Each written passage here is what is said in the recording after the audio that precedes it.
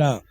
బిడ్డలారా, మరొక పర్యాయము దేవుని యొక్క సన్నిధానంలో, దేవుని యొక్క గ్రంథములో నుండి కొన్ని మాటలు మనం నేర్చుకోవడానికి ప్రయత్నం చేద్దాం. ఈరోజు మన బిడ్డలందరూ కూడా మనకి తెలియచేశారు. ఏం తెలియజేశారు? ఈరోజు పరిశుద్ధ ఆదివారము, హోలీ సండే, ఫామ్ సండే అని చెప్పి అంటారు. అంటే యేసుక్రీస్తు ప్రభు వారు యెరూషలేములోనికి జయోత్సాహంతో వచ్చినటువంటి రోజు, ఊరేగింపుగా వచ్చినటువంటి రోజు, ఆయన రాకను స్వాగతించినటువంటి రోజు, ఆయన రాకను బిడ్డలారా ఆహ్వానించినటువంటి రోజు అన్న సంగతిని శ్రోతలు గమనించాలి అని చెప్పి నేను ప్రేమతో మనవి చేస్తూ ఉన్నాను. అలాగైతే దానిని గురించి కొన్ని మాటలు, వర్తమానం మనం వినడానికి మనం ప్రయత్నం చేద్దాం. ఈరోజు మన అంశం ఏంటంటే మట్టల ఆదివారము. మన అంశం ఏంటమ్మా? మట్టల ఆదివారము. అయితే మట్టల ఆదివారంలో ప్రత్యేకత ఏంటంటే మట్టలదే ప్రత్యేకత. దేవునికి స్తోత్రం. దేనిది ప్రత్యేకత అమ్మా? మట్టలదే ప్రత్యేకత. ఖర్జూర వృక్షం మట్టలు ఆనాడు పట్టుకున్నారు. ఖర్జూర వృక్షము నుండి విలువైనటువంటి లేఖనాలు ఈరోజు మనం ధ్యానం చేయబోతూ ఉన్నాం. దేవునికి స్తోత్రం. ఖర్జూర మట్టలు గురించి కొన్ని విషయాలు నేను జ్ఞాపకం చేస్తాను. ఖర్జూర మట్టలు దేనికి ఉపయోగించారు అని అంటే, ఆ రోజు యేసు ప్రభును స్వాగతించడానికి ఉపయోగించారు, యేసు ప్రభును ఆహ్వానించడానికి ఉపయోగించారు. యేసు ప్రభు ఊరేగుతూ ఉన్నప్పుడు జై జై నాదాలు చేయడానికి ఉపయోగించారు. నేటి సంఘాలలో కూడా ఆ యొక్క ఆనవాయితీని కొనసాగిస్తూ ఉన్నారు. ఆ ఆనవాయితీ కొందరికి నచ్చుతుంది, కొందరికి నచ్చదు. కొందరు చేయొచ్చు అంటారు, కొందరు చేయకూడదు అంటారు. సరే, ఆ నిర్ణయాన్ని ప్రక్కన పెడితే ఒక సత్యాన్ని మనం జ్ఞాపకం చేసుకుంటూ ఉన్నాం. ఏమిటి ఆ సత్యం అని అంటే, 2000 సంవత్సరాల కిందట సిలువ వేయబడడానికి యెరూషలేములోనికి ప్రవేశించినటువంటి ఆ శుభదినాన్ని మనం జ్ఞాపకం చేసుకుంటూ ఉన్నాం. కాబట్టి ఆ యొక్క సమయంలో ఇప్పటిలాగా మరి అప్పుడు ఇలాంటి టెక్నాలజీ లేదు. మరి ఎలాగూ తెలుసుకున్నారో ఏంటో నాకు తెలియదు, కానీ ఆ చరిత్ర నాకు అర్థం కాలేదు. అనేకులు వచ్చేసారు. యేసుప్రభు శిష్యులతో మాత్రమే గాడిద గురించి జ్ఞాపకం చేశారు. శిష్యులు వెళ్ళి గాడిదని ఏర్పాటు చేసి తీసుకుని వచ్చేసరికి యేసుప్రభు వారు యెరూషలేములోనికి ప్రవేశిస్తున్నారు అనగానే అనేకులు ఖర్జూరపు మట్టలు పట్టుకుని, కొంతమంది అయితే కొమ్మలు, రెమ్మలు, కొంతమంది అయితే బట్టలు తెచ్చి దారి పొడుగునా కూడా పరచినట్లుగా మనం చదువుతూ ఉన్నాం. ఆ లేఖనాలు మనం చదువుతూ ఉన్నప్పుడు చాలా ఆశ్చర్యం, చాలా అద్భుతము అన్న సంగతిని బిడ్డలు గమనించాలి అని చెప్పి నేను ప్రేమతో మనవి చేస్తూ ఉన్నాను. కాబట్టి ఆనాడు ప్రియులారా, పరిశుద్ధులు అనబడినటువంటి వారు కానీ, ప్రభువును వెంబడించినటువంటి వారు కానీ ఇలాగూ యేసు ప్రభుని ఆహ్వానించినటువంటి తీరును మనం చూస్తే ఖర్జూరపు మట్టలు చాలా ప్రాధాన్యత సంతరించుకుంటూ ఉన్నాయి. మొదటిగా ఈ ఖర్జూరపు వృక్షమును గూర్చి బైబిల్ గ్రంథం ఏమని తెలియజేస్తూ ఉంది అని గనక ఆలోచన చేస్తే, ఈ బైబిల్ గ్రంథంలో ఈ ఖర్జూరపు చెట్టును గూర్చి మరికొన్ని పేర్లు కూడా ఉన్నాయి. ఏమన్నారు అని అంటే, దీనిని తమాల వృక్షము అన్నారు, తాళ వృక్షము అన్నారు, సరళ వృక్షము అన్నారు. వీటన్నిటికీ ఇంగ్లీష్లో ఏమన్నారంటే ఫామ్ ట్రీ అన్నారు. అంటే ప్రియులరా, వీటన్నిటికీ కలిపి ఒకటే పేరు. కాబట్టి ఏదేమైనప్పటికీ ఈ ఖర్జూర వృక్షము నేటి దినాన్ని మనకు నేర్పించే పాఠం ఏమిటి అని గనక ఆలోచన చేస్తే, ప్రతి విశ్వాసి ఖర్జూర వృక్షము వలె ఉండాలి. దేవునికి స్తోత్రం. ఈరోజు మనం నేర్చుకోవాల్సినటువంటి విషయం ఏంటంటే, ప్రతి విశ్వాసి, ప్రతి సంఘము ఎలా ఉండాలి అని అంటే ఖర్జూరపు వృక్షము వలె ఉండాలి. ఖర్జూరపు వృక్షము వలె ఉండాలి అని అంటే దాన్ని మనం సాదృశ్యంగా తీసుకోవాలి. అలాగైతే ఖర్జూరపు వృక్షానికి ఉన్నటువంటి విలువలు ఏమిటి? కొన్ని విలువలు నేను జ్ఞాపకం చేస్తాను. ఖర్జూరపు వృక్షం విశ్వాసులైనటువంటి వారికి సాదృశ్యంగా మనం తీసుకుంటే అసలు ఖర్జూర వృక్షములో ఉన్నటువంటి లక్షణాలు ఏమిటి? ఖర్జూర వృక్షానికి ఉన్నటువంటి అర్హతలు ఏమిటి? ఖర్జూర వృక్షానికి ఉన్నటువంటి ఘనత ఏమిటి అని గనక మనం ఆలోచన చేస్తే, బిడ్డలారా, నేను కొన్ని పాయింట్లు వైజ్ నేను జ్ఞాపకం చేస్తాను. 1, 2, 3 వీలైతే ఎన్ని కుదిరితే నేను అన్ని పాయింట్లు జ్ఞాపకం చేస్తాను. ప్రతి పాయింట్ దగ్గర కూడా ఈ మాట మీరు పెట్టాలి. నేను చెప్పట్లేదు, మీరే పెట్టాలి. ఏం పెట్టాలి అని అంటే, మొదటి మాట దగ్గర నేను అనే మాట పెట్టాలి. రెండో పాయింట్ దగ్గర నేను అనే మాట పెట్టాలి. ఇంకా నేను ఎన్ని పాయింట్లు చెప్తే అన్ని పాయింట్లు కూడా నేను అనే మాట జోడించి ఆ తరువాత నేను చెప్పే పదాలు మీరు యాడ్ చేయాలి.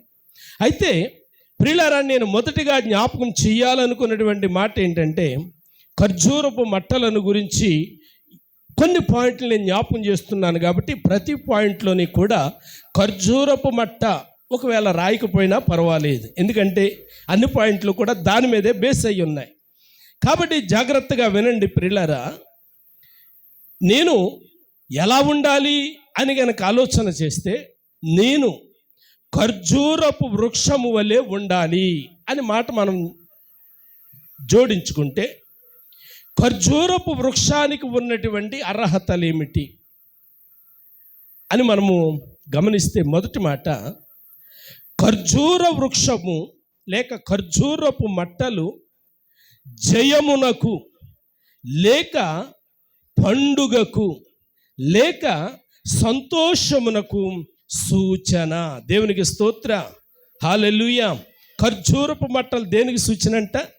1 జయమునకు, 2 పండుగకు, 3 సంతోషమునకు సూచన. ఈ మట్టల్ని మనం ఈ రీతిగా మనం జ్ఞాపకం చేసుకోవచ్చు. దేవుని యొక్క గ్రంథములో నుండి ఒక్కొక్క పాయింట్కి కొన్ని మాటలు బిడలారా నేను జోడించడానికి ఇష్టపడుతూ ఉన్నాను. రండి, యోహాను సువార్త 12వ అధ్యాయము 13వ వచనాన్ని మనం చదివితే, యోహాను సువార్త, ఖర్జూరపు మట్టలు పట్టుకొని ఆయనను ఎదుర్కొనబోయి జయము ప్రభు పేరట వచ్చువానికి ఇశ్రాయేలు రాజు స్తుతింపబడునుగాక అని కేకలు వేసిరి. అంటే ఇప్పుడు వారు ఖర్జూరపు మట్టలు వారి చేతిలో ఉండగా వారి అంతరంగంలో ఏముంది అని గనక ఆలోచన చేస్తే, రాబోయే పస్కా పండుగకు యేసు ప్రభును ఆహ్వానిస్తూ, రాబోయే పస్కా పండుగకు ఆయనను ఆహ్వానిస్తూ వారి అంతరంగంలో జయధ్వనులు పెక్కుబిల్లుతూ ఉన్నాయి, కేకలతో మార్మోగుతూ ఉన్నాయి. ప్రియులారా, వారి అంతరంగములో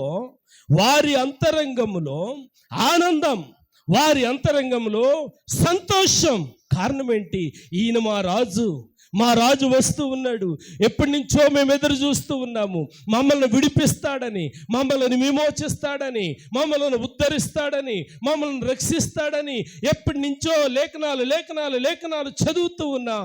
కానీ నేటి దినాన కళ్ళారా చూస్తూ ఉన్నాము. ఇదిగో నీ రాజు సాత్వికుడై నీ యొద్దకు వచ్చుచున్నాడని జకరియా గ్రంథములో వ్రాయబడినటువంటి లేఖనాలు నెరవేర్పును జ్ఞాపకము చేసుకుని ప్రియులారా జయధ్వనులు చేస్తా ఉన్నారు. దేవునికి స్తోత్ర. ప్రియులారా, వారి కేకలు ఎంత గట్టిగా ఉన్నాయి అని అంటే, ప్రియులారా, అవతలి వాళ్ళకి ప్రియులారా చెవులంట రక్తం కారిపోతా ఉంది. దేవునికి స్తోత్రం కలిగిన గాక. వారి జయ ధ్వనులు ఎంత బిగ్గరగా ఉన్నాయి అని అంటే, ఎప్పుడైతే ఖర్జూరపు మట్టలు వారి చేతిలో ఉన్నాయో వారి సంతోషం ప్రియులారా రెట్టింపయింది. ఎప్పుడైతే ఖర్జూరపు మట్టలు చేతిలో ఉన్నాయో వాళ్ళ యొక్క ఆనంద ధ్వనులు రెట్టింపయ్యాయి. విశ్వాసంగా ప్రియులారా, మనము దేవుని యొక్క మందిరంలోనికి వచ్చేసరికి మనము కూడా ఒక ఖర్జూరపు మట్ట చేతిలో ఉన్నప్పుడు, ఆనాటి పరిశుద్ధులు విశ్వాసులు ఎలాగూ జయజనులు చేసేవారుగా ఉన్నారో, మందిరంలోనికి వచ్చిన వాని నోట జయధ్వనులు ఉండాలి. దేవునికి స్తోత్రం, హల్లెలూయా. ఎందుకు ప్రియులారా వాళ్ళు అలాంటి జయధ్వనులు చేశారు? కారణం ఏంటి? చరిత్రలోనికి ఒకసారి మనం వెళ్దాం. లేవ్యాకాండము 23వ అధ్యాయము 40వ వచనాన్ని చదివితే ఇలా వ్రాయబడి ఉంది. మొదటి దినమున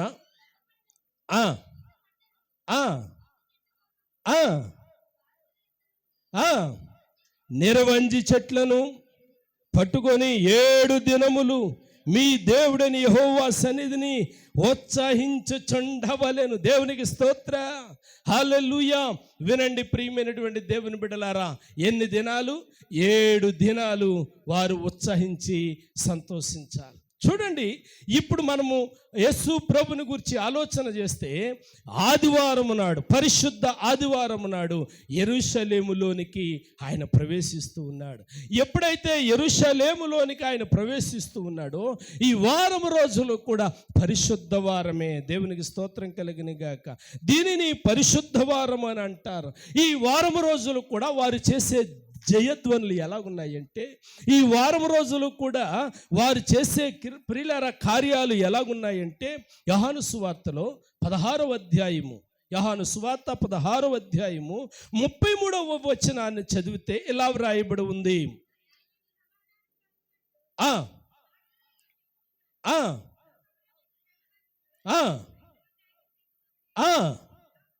నేను లోకమును జయించి ఉన్నాను. ప్రియులారా, అక్కడ ఉన్నటువంటి సమూహానికి సంతోషానికి కారణం ఏమిటి అని అంటే, ఆయన లోకమును జయించడానికి వచ్చాడు. దేవునికి స్తోత్ర. లోకమును అనగా మరణమును జయించడానికి వచ్చాడు. మరణపు కోరలను విరిచివేయడానికి వచ్చాడు. మరణపు ముళ్ళును విరిచివేయడానికి వచ్చాడు. ఆయన జయశీలుడిగా లేవడానికి వచ్చాడు. దేవునికి స్తోత్ర. మీకు ఒక మాట చెప్పమంటారా? ప్రపంచంలో ప్రియులారా, ప్రపంచము పుట్టినది మొదలుకొని నేటి వరకు ఎందరో పుట్టారు, ఎందరో చనిపోయారు. పుట్టిన ప్రతివాడు చనిపోతూనే ఉన్నాడు. పుట్టిన ప్రతి వాణిని ప్రియులారా సమాధి చేస్తూనే ఉన్నారు. అయితే ఒక్క మాట ప్రియులారా, చచ్చినటువంటి వాణిని చచ్చినట్టుగా సమాధి చేస్తూ ఉన్నారు. మనం కడుతూ ఉన్నాము, కట్టినటువంటి గోలి కట్టినట్టుగానే ఉంటూ ఉంది. కానీ నా యేసయ్య సమాధి మాత్రమే తెరవబడి ఉంది. దేవునికి స్తోత్రం. వారి సంతోషానికి కారణం ఏంటో తెలుసా? ఇదిగో నా యేసయ్య విజయుడు. ఆయన ఇంకా ప్రాణత్యాగం చేయలేదు, వారికి అర్థమయ్యింది. ఆయన ఇంకా సిలువ వేయబడలేదు, వారికి అర్థమయ్యింది. ఆయన ఇంకా సిలువను మోయలేదు, వారికి అర్థమయ్యింది. ఆయన విజేయుడు. దేవునికి స్తోత్రం కలిగిన గాక. ఆయన విజయము, మరణమును, లోకమును జయించి ఉన్నాడు. ఆయన లోకమును జయించడానికి వచ్చాడు అని చెప్పి లేఖనాలు ప్రియులారా మనకు తెలియజేస్తూ ఉన్నాయి. కాబట్టి ఆయన విజయుడు కాబట్టి విశ్వాసులు అయినటువంటి మనము ఎలా ఉండాలి అని గనక ఆలోచన చేస్తే, మనము కూడా విజయులముగానే ఉండాలి. దేవునికి స్తోత్ర, హల్లెలూయా. మనము కూడా విజయులముగానే ఉండాలి. రాంబాబు, కుర్చీలు కొంచెం ఎదరేసుకుంటే బల్ల ఖాళీ అవుద్ది కదా, ఆ బల్ల మీద ఒక వరుస కూర్చోనాక పనికొస్తారు. వినండి బిడ్డలారా, ఆయన విజయుడు కాబట్టి మనము కూడా విజయులముగానే ఉండాలి. కొలసీలు రాసిన పత్రికలో 2వ అధ్యాయము 15వ వచనంలో ఇలా మనం చదువుతూ ఉన్నాం. ఖర్జూరపు చెట్టుకు ఉన్నటువంటి లక్షణాల్లో మరొకటి, అమ్మా గట్టిగా చదవండి అమ్మా, 2:15, మరియు అపరాధముల వలనను మీరు మృతులయ్యుండగా దేవుడు వ్రాత రూపకమైన ఆజ్ఞల వలన మన మీద రుణముగాను మనకు విరోధముగాను ఉండిన పత్రమును మేకులతో సిలువకు కొట్టి దాని మీది చేవ్రాతను తుడిచివేసి చాలు. ఇంకా చాలా విషయాలు చదవచ్చు అక్కడ. నేను చెప్పాలనుకున్నటువంటి విషయం ఏమిటి అని అంటే, ఎందుకు సంతోషం వారి చేతుల్లో ఖర్జూరపు మట్టలు రాగానే వారి అంతరంగంలో సంతోషానికి మరొక కారణం ఏంటో తెలుసా? మన పాపం మన మీద ఏలుబడి చేస్తూ ఉంది. ధర్మశాస్త్రం ఏం చెప్తుందంటే కంటికి కన్ను, పంటికి పన్ను. ప్రియులారా, అపరాధం చేసిన వాడు చావాలి అని చెప్పి ధర్మశాస్త్రం జ్ఞాపకం చేస్తుంది. ఆ శాపం మన మీద ఎలాగుంది అని అంటే, ఒక పత్రం మీద వ్రాసి ఆ పత్రము మేకలతో గోడ కొట్టేస్తుంది. అంటే ఇక ఎప్పటికీ కూడా చెరపబడకుండా మన మీద పెత్తనము చేస్తూ ఉంది. ఏది? పాపం, శాపం. మనము చేసినటువంటి పాపం, మనము చేసినటువంటి శాపం ప్రియులారా మేకులతో గోడకు కొట్టబడి మనకు చూపిస్తూ ఉంది. ఇదిగో నువ్వు చేసిన పాపం, నువ్వు చేసిన పాపం, నువ్వు చేసిన అపరాధం. అంటే ఇక అపరాధానికి క్షమాపణ లేని పరిస్థితుల్లో మనిషి కొట్టిమిట్టాడుతూ ఉన్నాడు. ఇప్పుడు అంతిమంగా ఆ పాపమునకు ప్రాయశ్చిత్తము ప్రియులారా మనమే కలుగు చేసుకోవాలి అన్నట్టుగా ధర్మశాస్త్రం జ్ఞాపకం చేస్తుంది. కానీ యేసుక్రీస్తు ప్రభువారు ఎప్పుడైతే యెరూషలేములోనికి వస్తూ ఉన్నాడో వారి యొక్క సంతోషానికి కారణం ఏంటో తెలుసా? వారి యొక్క ఆనందానికి కారణం ఏంటో తెలుసా? మన మీద శాపముగా ఉన్నటువంటి ఈ పత్రాన్ని ఇప్పుడు ఆ పత్రము మీద ఉన్నటువంటి చేవ్రాతను ప్రియులారా ఆయన తీసుకొని వచ్చి సిలువకు కొట్టి ఆ చేతి వ్రాతను ప్రియులారా తుడిచివేయబోతూ ఉన్నాడు. దేవునికి స్తోత్ర, హల్లెలూయా, హల్లెలూయా. కాబట్టి యేసుక్రీస్తు మూలముగా మనకు జయం. దేవునికి స్తోత్రం కలుగును గాక. కాబట్టి నేను జ్ఞాపకం చేయాలనుకున్నటువంటి మొదటి మాట ఏంటంటే, ఖర్జూరపు మట్ట ఎప్పుడైతే చేతిలో ఉందో వారికి సంతోషం రెట్టింపు అయింది.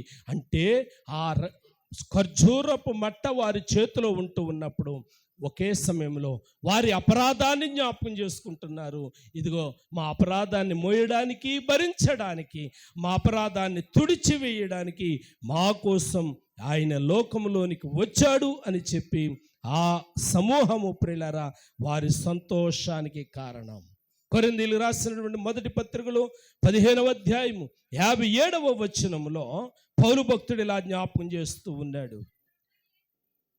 అయినను మన ప్రభు అయిన యేసుక్రీస్తు మూలముగా మనకు జయము అనుగ్రహించుచున్న దేవునికి స్తోత్రము కలుగును గాక. ఆమేన్. వినండి ప్రియమైనటువంటి దేవుని బిడ్డలారా, 15వ అధ్యాయము 57వ వచనంలో మనం చదివాము.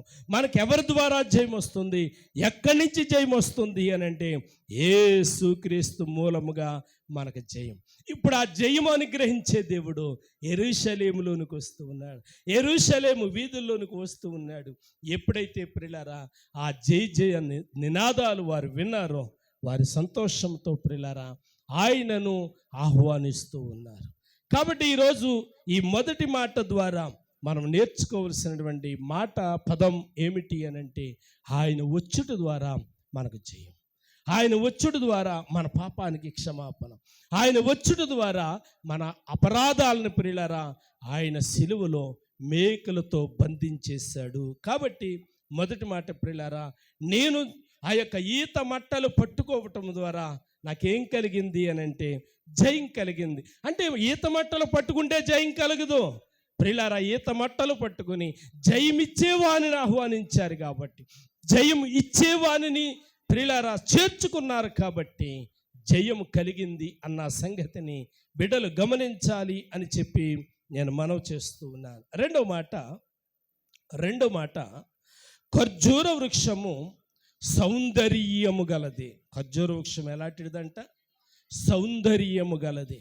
అయితే ఈ మాటను బట్టి పరిశుద్ధాత్మ దేవుడు మనకేం నేర్పిస్తున్నాడంటే, ఆయన పిల్లలైనటువంటి వారు కూడా సౌందర్యమైనటువంటి వారిగా ఉండాలి. ఎలా ఉండాలమ్మా? సౌందర్యము కలిగిన వారిగా ఉండాలి. సౌందర్యము అని అంటే ఏది ప్రియులారా? భౌతికంగా మన ముఖం మీద ఉండేది కాదు. సౌందర్యము అనే మాట భౌతికంగా మన ముఖం మీద కనబడేది కాదు. సౌందర్యము అనే మాట పరిశుద్ధాత్మ దేవుడు మన విశ్వాసంతో పోలుస్తూ ఉన్నాడు. మన విశ్వాసం ఎలా ఉండాలి అంటే సౌందర్యమైనదిగా ఉండాలి. అంటే సౌందర్యానికి ప్రియులారా మరి దీనికి మనం ఎలా పోల్చవచ్చు అని కనుక ఆలోచన చేస్తే కొన్ని విషయాలు బిడ్డలారా నేను మీకు ఒక జ్ఞాపకం చేస్తాను. న్యాయాధిపతుల గ్రంథం 1వ అధ్యాయం, న్యాయాధిపతులు 1వ అధ్యాయము 16వ వచనాన్ని చూస్తే ఇలా వ్రాయబడి ఉంది. మోషే మామయ్య అయిన కెయీను కుమారులు యూదా వంశస్థులతో కూడా ఖర్జూర చెట్లు పట్టణములో నుండి వెళ్ళి అక్కడ చేరి ఆ జనముతో నివసించిరి అనే మాట అక్కడ చదువుతున్నాం. అక్కడ నివసించడానికి కారణం ఏంటి? అక్కడికి వెళ్ళి నివసించడానికి కారణం ఏంటి? వారికి ఎన్నెన్నో పట్టణాలు ఉన్నాయి, ఎన్నెన్నో ఊర్లు ఉన్నాయి. ఆ పట్టణములోనికి వెళ్ళడానికి కారణం ఏంటి అని కనుక ఆలోచన చేస్తే మరొక మాట కూడా చదువుదాము. రాజుల రెండవ గ్రంథం 2వ అధ్యాయము, రాజులు 2వ గ్రంథం 2వ అధ్యాయము 19వ వచనములో ఇలా వ్రాయబడి ఉంది. అమ్మ, అంతటా ఆ పట్టణపు వారు ఈ పట్టణమున్న చోటు రమ్యమైనది. వినండి ప్రియులారా, ఈ పట్టణమున్న చోటు ఎలాంటిదంట?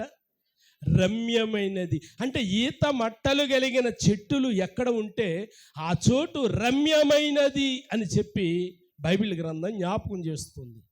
రమ్యమైనది అనే మాట, సౌందర్యమైనది అనే మాట బైబిల్ గ్రంథం జ్ఞాపకం చేస్తుంది. అయితే విశ్వాసులు సంఘానికి, పట్టణానికి రమ్యమైన వారిగా ఉండాలి, సౌందర్యమైన వారిగా ఉండాలి. అంటే నీ ఉన్నటువంటి పట్టణము, నీ ఉన్నటువంటి గ్రామము నిన్ను బట్టి ప్రియులారా ఆ పట్టణానికి ఘనత కలగాలి. క్రికెట్లో మహేంద్ర సింగ్ ధోని అందరికీ కూడా తెలిసిందే. మహేంద్ర సింగ్ ధోనిని గురించి అంటారు, ఐపీఎల్ జరుగుతుంది ఇప్పుడు 2020. అఖిల్ బాబు బాగా చూస్తారేమో, దేవునికి మహిమ కలను కాక నేను కూడా చూస్తాను. ఐపీఎల్ 2020 క్రికెట్ జరుగుతూ ఉంది.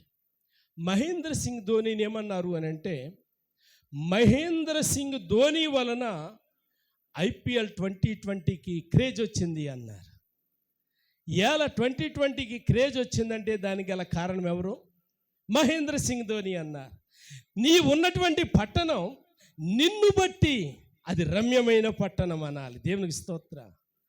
నిన్ను బట్టి అది సౌందర్యమైనటువంటి పట్టణము అనాలి.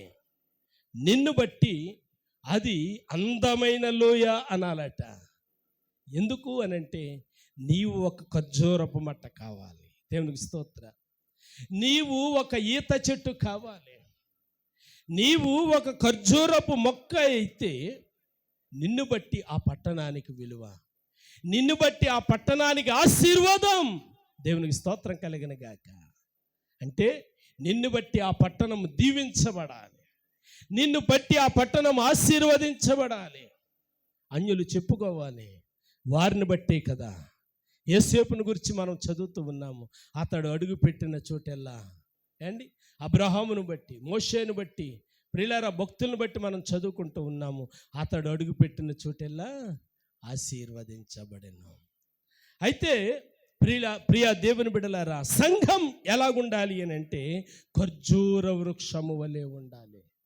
ఖర్జూర వృక్షానికి ఉన్నటువంటి విలువ ఏమిటి అని కనుక ఆలోచన చేస్తే, ఖర్జూరపు చెట్టుకు ఉన్నటువంటి విలువ ఏమిటి అని కనుక ఆలోచన చేస్తే ప్రియులారా, అది రమ్యమైనదని ఆ ఊరు ప్రజలు అంటా ఉన్నారు.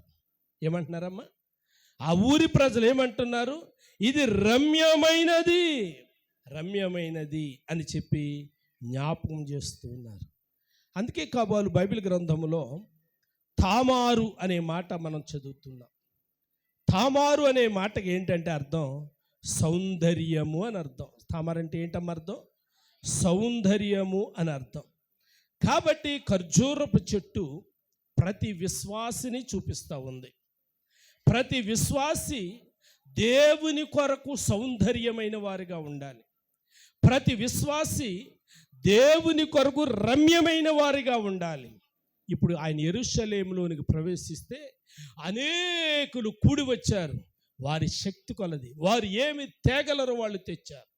ఈత కొమ్మలు తెచ్చేవారు తెచ్చారు, ఖర్జూరపు కొమ్మలు తెచ్చేవారు తెచ్చారు, బట్టలు తెచ్చేవారు తెచ్చారు, కొమ్మలు తెచ్చేవారు తెచ్చారు. ఏది చేయగలరో అది చేశారు. కాబట్టి సంఘం, విశ్వాసులు లేక మనం ఎలాగుండాలి అని అంటే, ఏది చేయగలమో ఎంత చేయగలమో అంత చేయడానికి మనము ప్రియులారా సిద్ధంగా ఉండాలి అని చెప్పి లేఖనములో నుండి నేను జ్ఞాపకం చేస్తూ ఉన్నాను. మూడో మాట జ్ఞాపకం చేస్తూ ఉన్నాను. ప్రియులారా, ఖర్జూర వృక్షం ఎలా ఉంటుంది అని అంటే తిన్నగా ఉంటుంది. ఖర్జూర వృక్షం ఎలా ఉంటుందమ్మా? తిన్నగా ఉంటుంది. తిన్నగా అంటే అది వంకరలేనితనముగా ఉంటుంది. ఎలాగా? వంకరలేనితనం. చాలా చెట్లు మనం చూస్తూ ఉంటాము, అది ఎలాగెళ్తుందో మనకే తెలియదు, అది ఎటు పెరుగుతుందో ఎటు వాళ్తుందో మనకి తెలియదు. కానీ ఖర్జూరపు చెట్టును చూస్తే వంకరలేనిది అన్నారు. సంఘం ఎలాగుండాలంటే, విశ్వాసులు ఎలాగుండాలంటే వంకరలేని వారిగా ఉండాలి. అంటే వంకర దేనికి గుర్తు? అప్పుడప్పుడు ఇంట్లో అంటుంటాం కదా, వంకర మాటలాడకే అంటూ ఉంటాం. అంటే వంకర మాటలు దేనికి గుర్తు? ప్రియులారా రండి, పరమగీతముల గ్రంథము 7వ అధ్యాయము, పరమగీతముల గ్రంథము 7వ అధ్యాయము 7వ వచనంలో ఇలాగు వ్రాయబడి ఉంది. అమ్మా, నీవు తాళ వృక్షమంతా తిన్నని దానవు. చూడండి చూడండి ప్రియులారా, తాళ వృక్షము, ఇందాక చెప్పాను కదా, తాళ వృక్షము, తమాల వృక్షము, ఫామ్ ట్రీ, ఇవన్నీ కూడా ఖర్జూరపు వృక్షంలోనికి వస్తాయి అని చెప్పి నేను జ్ఞాపకం చేశాను. కాబట్టి ఇప్పుడు 7వ వచనంలో మనం ఏం చదువుతున్నామంటే, ఈ ఖర్జూరపు చెట్టు ఎలాంటిదంట? తిన్ననిది. తిన్ననిది అంటే నిటారుగా ప్రియులారా పెరిగేది అన్న మాట ప్రియులారా మనము జ్ఞాపకం చేసుకుంటే, బైబిల్ గ్రంథం తిన్నగా లేకపోతే వంకరగా ఉంటే బైబిల్ గ్రంథం ఏమని జ్ఞాపకం చేస్తుందంటే, వంకరితనాన్ని పాపముతో పోల్చింది. వంకరితనాన్ని దేనితో పోల్చిందా మనిషి? దేనితోటి? పాపముతో పోల్చింది వంకరతనాన్ని. కాబట్టి బిడ్డలారా, వంకర అనేది మన జీవితంలోంచి తీసేయాలి. ఏ వంకర తీసేయాలి? 2 వంకరలు నేను జ్ఞాపకం చేస్తాను. కీర్తన గ్రంథము 125వ కీర్తన, కీర్తన గ్రంథములో నుండి 125వ కీర్తన 5వ శరణం. తమ వంకర త్రోవలకు తొలగిపోవు వారిని, వినండి ప్రియులారా, వంకరి త్రోవలకి తొలగిపోవు వారిని గురించి అక్కడ వ్రాయబడింది. అంటే సంఘము లేక విశ్వాసులు మనం ఏం తీసేయాలి? వంకర త్రోవలను తీసేయాలి. అంటే వంకర త్రోవలు దేనికి సాదృశ్యం అంటే 2 లైన్లు వ్రాయబడింది, పాపానికి సాదృశ్యం. అమ్మ, పాపానికి సాదృశ్యం, అపరాధానికి సాదృశ్యం. కాబట్టి అటువంటి వారిని గురించి చాలా భయంకరమైనటువంటి మాట 2 లైన్లు వ్రాయబడింది. చదవటానికే భయం వేస్తుంది. పాపము చేయు వారితో కూడా యెహోవా కొనిపోవును. వినండి, కాబట్టి వంకర త్రోవలు పాపము, అవిధేయతకు గుర్తు. కాబట్టి విశ్వాసులు ఎలాగుండాలి? తిన్నగా ఉండాలి, సూటిగా ఉండాలి. అందుకే సామెతల గ్రంథంలో జ్ఞాని సొలొమోను అంటాడు, నీ కన్నులు అటు ఇటు చూడక సరిగాను నీ కనురెప్పలు సూటిగా నీ ముందర చూడాలి. దేవునికి స్తోత్రం కలిగిన గాక. అబ్బా, ఎంత అద్భుతమైన మాట అమ్మ, ఎంత అద్భుతమైన మాట. వినండి ప్రియులారా, నీ కనురెప్పలు సూటిగా చూడాలి. అప్పుడప్పుడు అంటుంటారు కొంతమందిని చూసి, ఆడు చూపు చూసావా ఎలాగుందని, అమ్మ ఆడు చూపు చూసారా ఎలాగుందని చెప్పుకుంటూ ఉంటారు. కాబట్టి మన చూపు ఎలాగుండాలి అని అంటే, ఇతరులు చెప్పుకునే వంకర చూపుగా ఉండకూడదు, ఇతరులు చెప్పుకునే పాపపు చూపుగా ఉండకూడదు, ఇతరులు చెప్పుకునే అసహ్యమైనటువంటి చూపుగా మనం ఉండకూడదు. మనం ఏదైనా మాట్లాడాలని నేరుగా ముఖమంక చూసి మాట్లాడాలి. ఆమేన్. ప్రియులారా, చూసావా నేను ఆడితోటి ఏదో మాట్లాడుతున్నాడు, నేల చూపులు చూసేవాడు ఎలా చూస్తున్నాడు అంట. కాబట్టి నేల చూపులు, వంకర చూపులు కాదు. ఏ చూపులు ఉండాలమ్మా? అమ్మా, తిన్నని చూపు ఉండాలి, నిటారమైన చూపు ఉండాలి, సరిగా చూసే చూపు ఉండాలి. అది ఖర్జూర వృక్షంతో దేవుడు పోలుస్తూ ఉన్నాడు. సామెతల గ్రంథము 2:15 సామెతలు 2:15 అమ్మా, వారు నడుచుకొను త్రోవలు వంకరివి. ప్రియులారా, నేను కింద చదవాలని ఇష్టపడలేదు, మీరు చదువుకోండి బిడ్డలారా. ఆ త్రోవలు ఎలాగుంటాయి అని అంటే 15, 16, 17 వచనాలు చదివితే ఒకంత భయం కలుగుతూ ఉంటుంది. కాబట్టి మీరు మాత్రం తప్పగా చదవండి ఆ వచనాలు, తప్పగా వచనాలను ధ్యానం చేయండి. వంకర త్రోవలు ఎంత ప్రమాదకరమో, వంకరి త్రోవలు ఎంత శాపమైనవో, వంకరి త్రోవలు ఎంత కీడు తెచ్చేవో. కాబట్టి బిడ్డలారా, సంఘము ఎలాగుండాలంటే ఖర్జూర వృక్షము వలె తిన్నగా ఉండాలి. అమ్మ, తిన్నగా ఉండాలి. యెషయా గ్రంథం 59 8 చదువుతారా? శాంతవర్తనమును వారెరుగరు, వారి నడవడులలో న్యాయము కనపడదు. వారు తమ కొరకు, వినండి, వారు తమ కొరకు వంకర త్రోవలు కల్పించుకొందురు. చూసారా బిడ్డలారా, ఎవరు వీరు? దేవునికి అసహ్యులు. కాబట్టి సంఘం ఇలా ఉండకూడదు. సంఘం ఎలాగుండాలి అని అంటే తిన్ననిగా ఉండాలి. అంటే సూటిగా మాట్లాడేవారై ఉండాలి, సూటిగా చూసేవారై ఉండాలి. నీ చూపులో స్పష్టత ఉండాలి, నీ మాటలో స్పష్టత ఉండాలి, నీ నడకలో కూడా స్పష్టత అనేది ఉండాలి.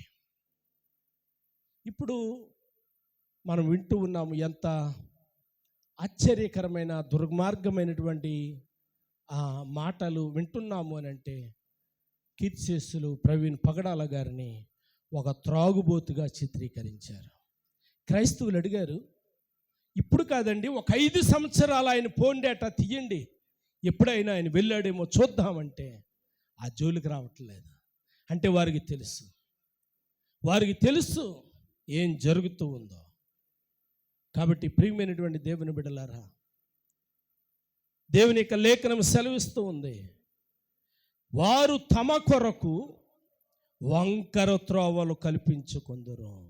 కాబట్టి క్రీస్తు మన మార్గం, కాబట్టి మన మార్గం ఎలాగుండాలి అని అంటే, యోహాను సువార్త 14:6 ఆయన అంటా ఉన్నాడు, నేనే మార్గమును సత్యమును జీవమునై ఉన్నాను. నేనే అంటే ఆయనను పోలి మన మార్గాలు ఉండాలి, ఆయన మార్గములు గుండగా మన మార్గాలు ఉండాలి, ఆయన మార్గములలో మనం నడిచే వారంగా ఉండాలి అనే మాట బైబిల్ గ్రంథం జ్ఞాపకం చేస్తూ ఉంది.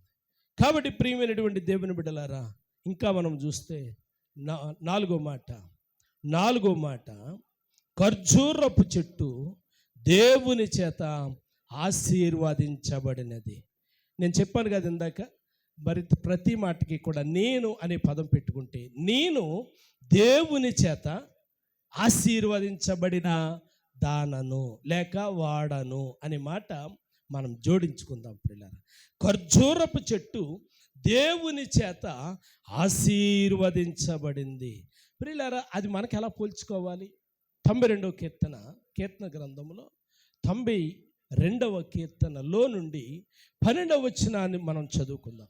నీతిమంతులు ఖర్జూర వృక్షము వలె మొవ్వు వేయుదురు. దేవునికి స్తోత్రం. నీతిమంతులు ఎవరమ్మా? నీతిమంతులు. ఎవరు నీతిమంతులు? రోమీయులకు రాసిన పత్రిక 3 చెప్తా ఉంది. చెప్పండి. నీతిమంతుడు లేడు, ఒక్కడును కూడా లేడు.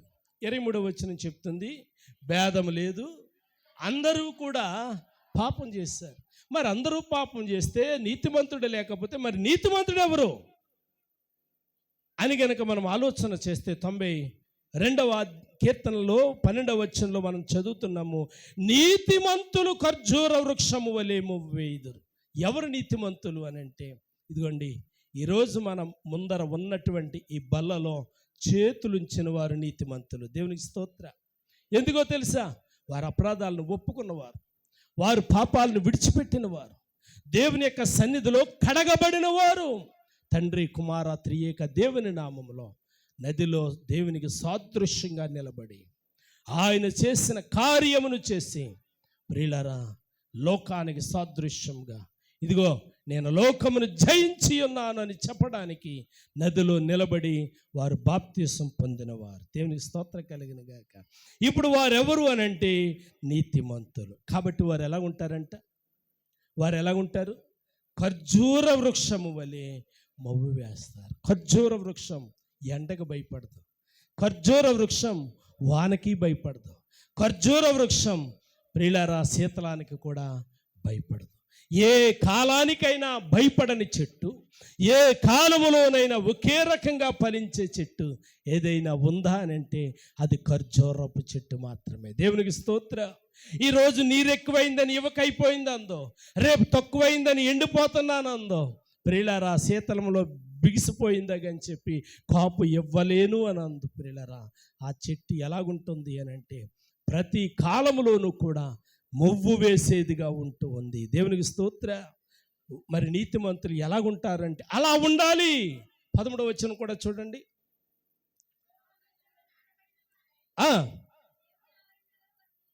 చూడండి 13వ వచనంలో 2వ లైను, వారు అంటే నీతిమంతులు, బలలో చేతులుంచిన వారు, ప్రభులో కడగబడిన వారు, ప్రభులో రక్షణ పొందిన వారు, దేవుణ్ణి అంగీకరించిన వారు ఒకటి మొవ్వు వేస్తారు. రెండో మాట, మన దేవుని మందిరములో వారు వర్ధిల్లుదురు. అబ్బా ఎంత అద్భుతమైనటువంటి మాట. గమనించండి ప్రియమైనటువంటి దేవుని బిడ్డలారా.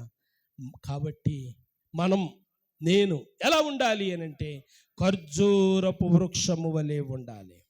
ఖర్జూరపు వృక్షము వలె ఉండాలి. ఖర్జూర వృక్షమును గూర్చి పరిశుద్ధాత్మ దేవుడు జ్ఞాని నుండి సొలొమోను కట్టినటువంటి ఆ దేవాలయం దగ్గరికి వెళ్తే ఆ దేవాలయంలో ప్రియులారా ప్రతి స్తంభం మీద కూడా ఈ ఖర్జూరపు చెట్లు ప్రియులారా రూపింపబడి ఉన్నాయని యెహెజ్కేలు గ్రంథం 40వ అధ్యాయము 16వ వచనంలో మనం చూస్తూ ఉన్నాం. అలాగే రాజుల మొదటి గ్రంథం 6వ అధ్యాయం 29వ వచనంలో మందిరపు గోడల మీద కూడా మందిరపు గోడల మీద కూడా ఏమున్నాయంట అమ్మా? 6:29 మొదటి రాజులు 6:29.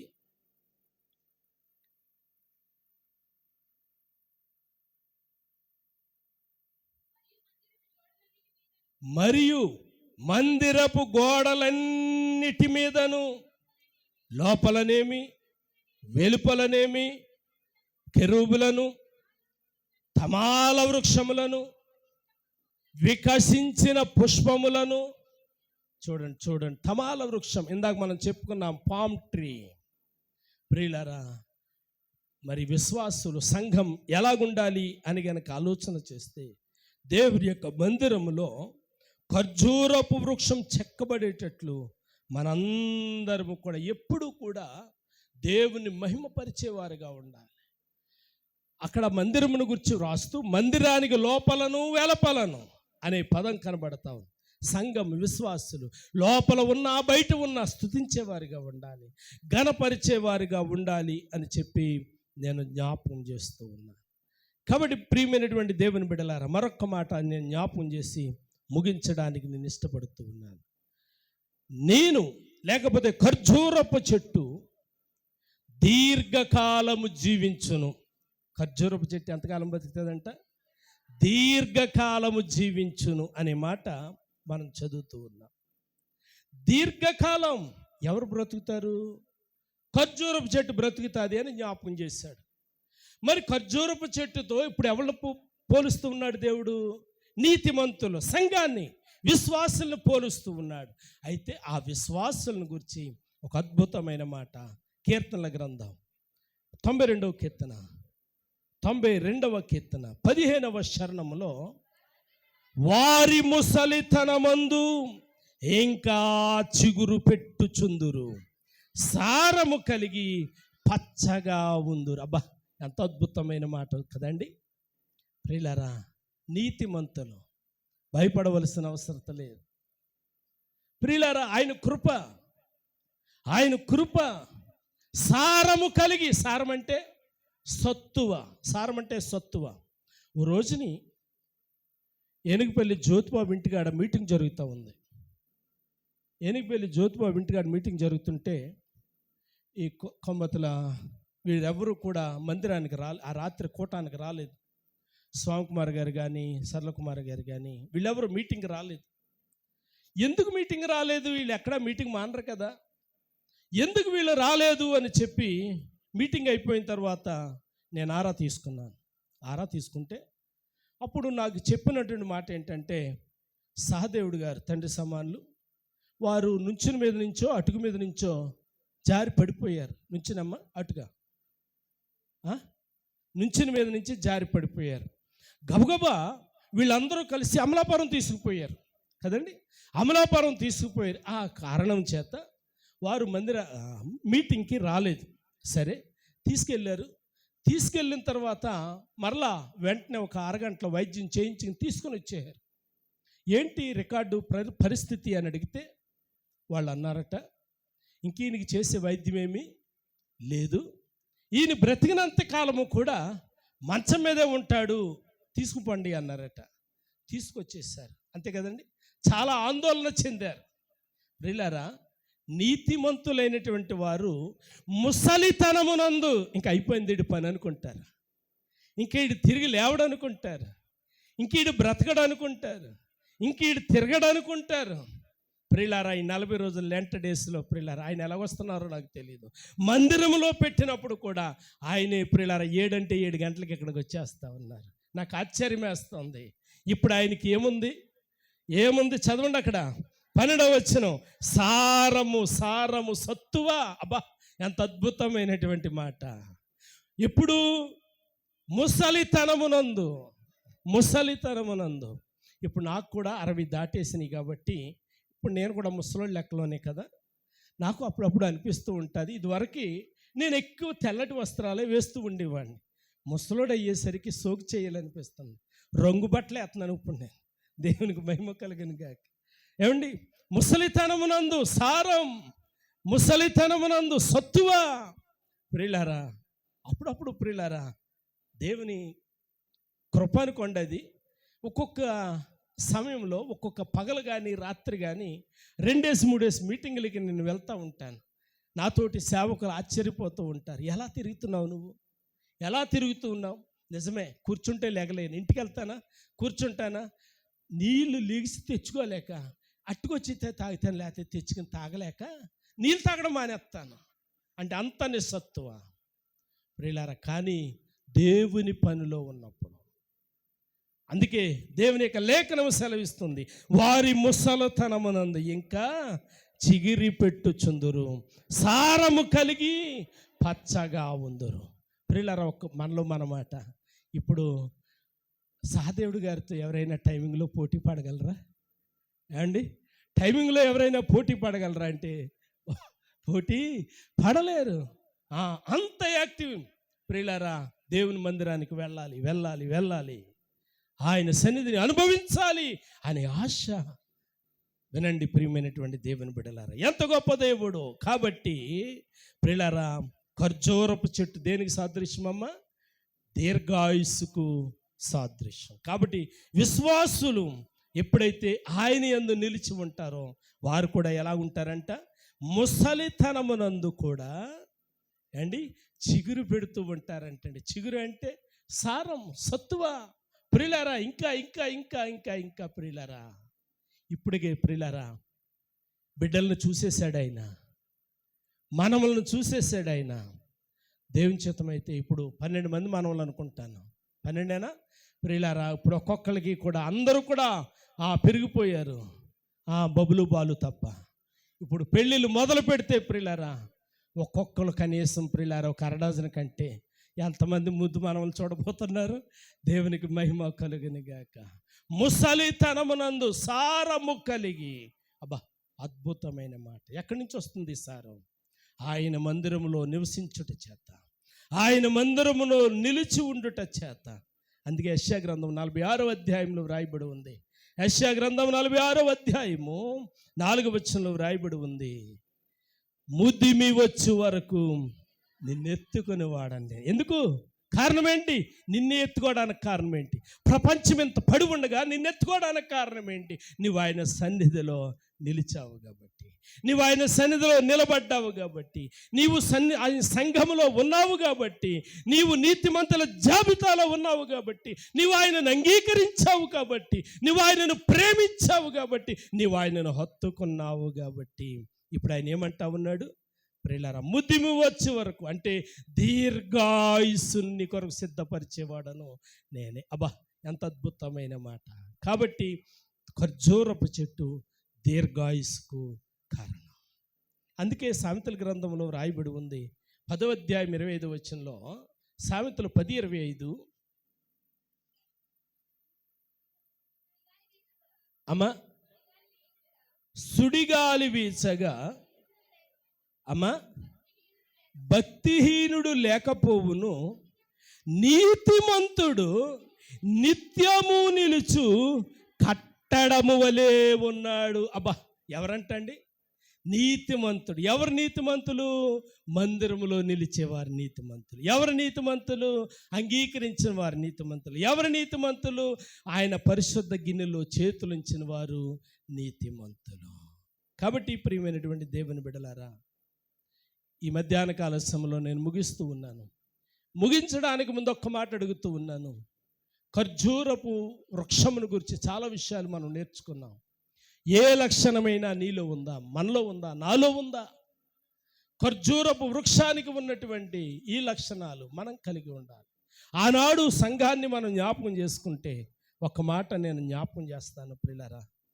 మార్కు సువార్త 11వ అధ్యాయంలో 8వ వచనాన్ని చదివితే, అనేకులు ప్రియులారా దేవుని యొక్క పరిచర్యలో వారు తమ బట్టలను తెచ్చి దారి పొడుగున పరిచారు. దారి పొడుగున పరిచారు. కొందరు కొమ్మలు తెచ్చారు, మరికొందరు ఈత మట్టలను తెచ్చారు. ప్రియా దేవుని బిడ్డలారా, మరి నీవు ఎలాగూ వాడబడుతూ ఉన్నావు? దేవుని యొక్క మందిరములో ప్రియులారా ఒక్కొక్కటి ఒక్కొక్క పరిచర్య, ఒక్కొక్కటి ఒక్కొక్క పరిచర్య. బట్టలు తెచ్చారు, అదొక పరిచర్య. కొమ్మలు తెచ్చారు, అదొక పరిచర్య. ప్రియులారా, మరికొందరు ఆ మట్టలను తెచ్చారు, అదొక పరిచర్య. మరి నువ్వే పరిచర్యలో ఉన్నావు? దేవుడు నిన్ను దీవించాలి అంటే ఖర్జూరపు మట్టల పరిచర్యలోనికి రావాలి. దేవునికి స్తోత్ర. తల వంచండి, కన్నులు మూయండి, ప్రార్థన చేద్దాం. ప్రార్థన చేయడానికి ముందు ఒక్క మాట మనలో మనం ఆలోచన చేసుకుందాం. ఖర్జూరపు చెట్టుని గురించి చాలా విషయాలు మనం చెప్పుకున్నాము. ఏదైనా మనలో ఉందా? ఏదైనా మనలో ఉందా? ప్రియులారా, ఏ పరిచర్య? వారు ముసలితనమునందు సారము కలిగి పచ్చగా ఉందరు. ప్రార్థన చేద్దాం. పరిశుద్ధుడైన మా తండ్రి, గనుడైన మా ప్రభువానికి స్తోత్రాలయ్యా.